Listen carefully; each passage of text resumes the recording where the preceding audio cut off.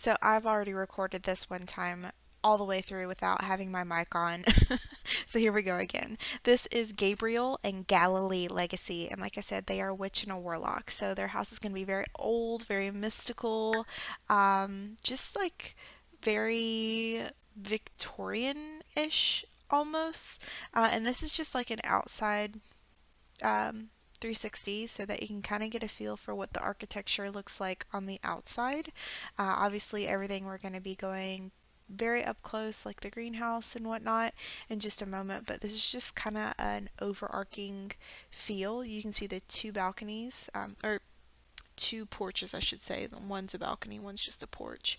I'm not a fan of this side of the house. I don't know how or why it bothers me so much, but I just didn't feel like I perfected it.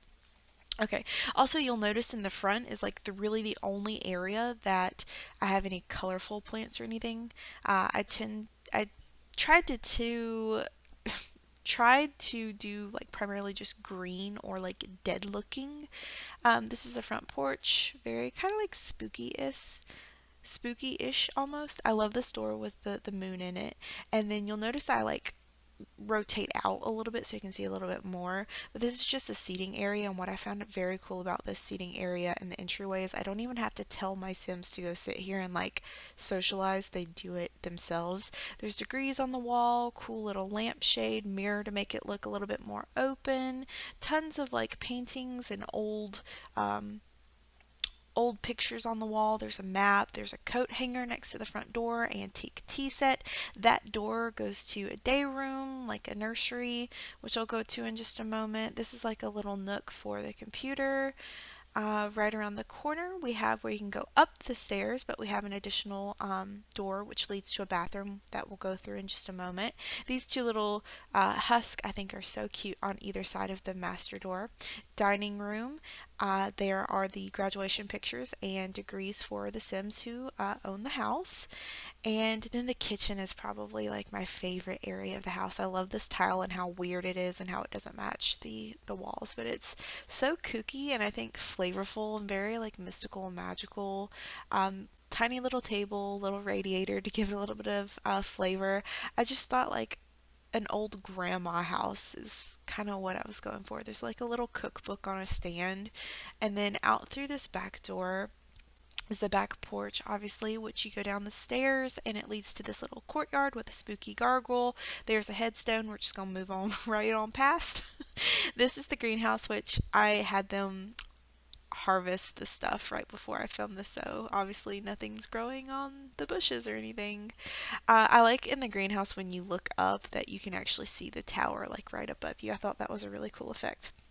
So we're about to go to the master bedroom, which is really small, but somehow I was able to fit in a bed, two side tables, lamps, dresser, and a mirror. And I don't know how the hell I fit all of that in there.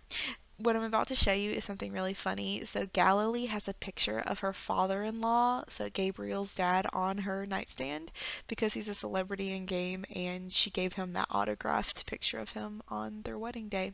This is their master bath. It's kind of dark and small, but honestly I really liked it and I thought it really fit with the house to be kind of like old fixtures, old plumbing, small, like not super modern or anything like that.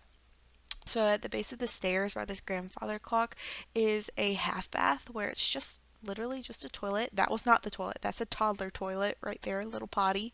I love the little peacock fixtures. You can see there's a door that goes to that day room, that nursery. And so if we go around the corner, like we were to enter the nursery through, the main corridor, it's it's really cool because you can fit two toddlers and two babies in here simultaneously, so four children total. They didn't have four children, they only had three, which I'll get to in just a moment. But have the cribs, the bed, a bookcase, plenty of toys, some books, and then they have access to the potty right there. So going up the stairs, just back up and then zoom right up these stairs, come to a landing which just has more of the same, where it's very flavorful of like old, antique. I just threw a pipe organ in there just because I could and it fit, and I was like, why the hell not? This is the back balcony where you can plant plants and do like flower arranging if you want. You can look over and you can look into the courtyard, and I thought that was really nifty. And then we're about to go into the bathroom that the three children share because all three children are, their bedrooms are upstairs. So they have this one bathroom that they share. That is most unfortunate for them. Very similar to the bathroom downstairs for the master. What I'm about to show you is these pictures like by the stairs. One of them, the people's heads are missing. I thought that was really funny that I captured it like that. Okay, so let me tell you about the children really quick because we're about to go into their bedrooms. The first one is Salem. He's the redhead on the right. The middle is Sabrina, and then lastly is Harry. He is on the right, or he's on the left. My bad. So first we're going to begin with Salem's bedroom, and Salem is the firstborn, and I really wanted him to like kind of have the mantle of like he had to be perfection in his like warlocky ways, and so his room is very like meant for a warlock and meant for very serious. There's not a lot of frivolousness. There's no toys or anything really in here. It's meant to be kind of mature and grown up.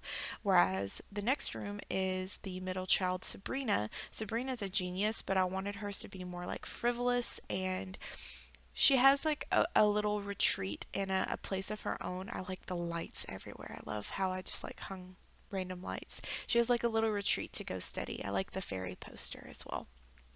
And I can't help but make girls' rooms pink. I love decorating it like that in The Sims. So lastly is Harry, and obviously Harry was named after Harry Potter, and you'll see like this fake Harry Potter poster on the wall and some other like British-esque posters, Gryffindor rug almost. Harry is very creative, so he has like this creative station where he can make posters, he can do art, he has a violin. I just wanted this area to be like a little nook for him to be able to do his artwork if he wanted to get away from his siblings.